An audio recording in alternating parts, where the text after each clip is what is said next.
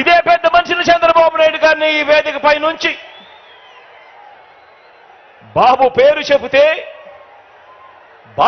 చెబితే సామాజిక న్యాయం అనే పదం, చంద్రబాబు పేరు చెబితే సామాజిక న్యాయం అనే పదం కనీసం ఏ ఒక్కరికైనా కూడా గుర్తుకు వస్తుందా అని అడుగుతా ఉన్నాను. ఈ పెద్ద మనిషి చంద్రబాబు పేరు చెబితే ప్రతి సామాజిక వర్గాన్ని కూడా ఎన్నికలప్పుడు మేనిఫెస్టోలో రంగురంగులుగా రాయడం, ఆ తర్వాత సామాజిక వర్గాలన్నింటినీ మోసం చేయడం, ఇదే ఆనవాయితీగా పెట్టుకున్నాడు ఈ పెద్ద మనిషి చంద్రబాబు నాయుడు గారు. 1995 అప్పుడు చూసినా, 1999 పోనీ అప్పుడు చూసినా, లేక 2014 పోనీ అప్పుడు చూసినా కూడా సీఎం అయిన ఇదే పెద్ద మనిషి చంద్రబాబు గారు ఈ 3 సందర్భాలలో కూడా తెలుగుదేశం పార్టీ తరఫున తెలుగుదేశం మేనిఫెస్టో అంటూ ఇచ్చి, మీరిచ్చిన మేనిఫెస్టోలో ఏనాడైనా కూడా కనీసం 10% అమలు చేశారా అని అడుగుతా ఉన్నాను ఇదే వేదికపై నుంచి ఇదే పెద్ద మనిషి చంద్రబాబు నాయుడు గారిని.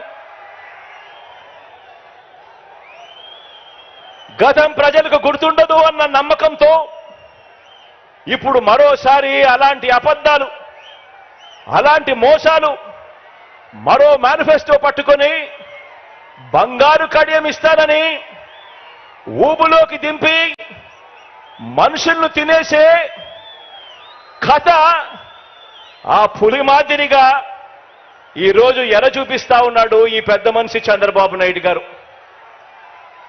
రంగురంగుల మేనిఫెస్టో అంటున్నాడు, 6 స్కీములు అంటాడు, ఇంకా 6 రావాల్సినవి ఉన్నాయి అని అంటాడు.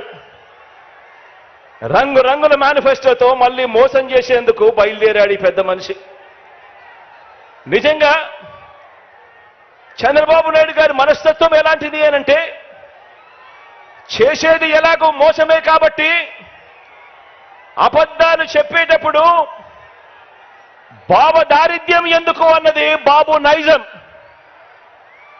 ఎలాగూ చేసేది లేదు, ఎలాగూ చెప్పేది అబద్ధాలు, ఎలాగూ చేసేది మోసమే కాబట్టి ఇక ఎలాగో మోసమే చేస్తా ఉన్నప్పుడు ఇక నోటికి కట్టడి ఎందుకు, అబద్ధాలు చెప్పేటప్పుడు బాబు దారిద్ర్యం ఎందుకు అన్నది బాబు నైజం.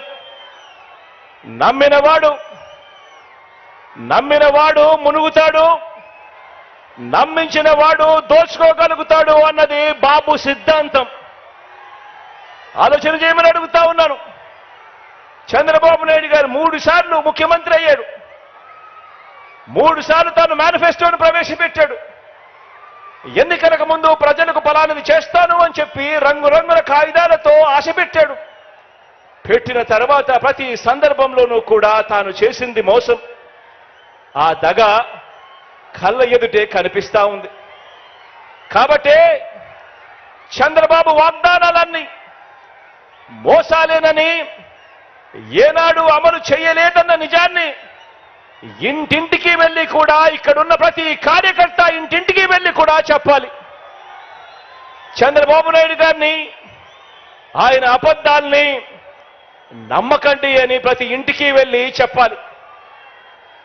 బాబు వంచల్ని, బాబు మోసాల్ని భరించలేక కదా, చంద్రబాబు నాయుడు గారి మోసాలని, చంద్రబాబు నాయుడు గారి వంచల్ని భరించలేకే కదా 5 ఏళ్ల క్రితం రాష్ట్రంలోని అన్ని సామాజిక వర్గాలు, రాష్ట్రంలోని అన్ని ప్రాంతాల వారు, మొత్తం ప్రజలందరూ కూడా చొక్కా మడతేసి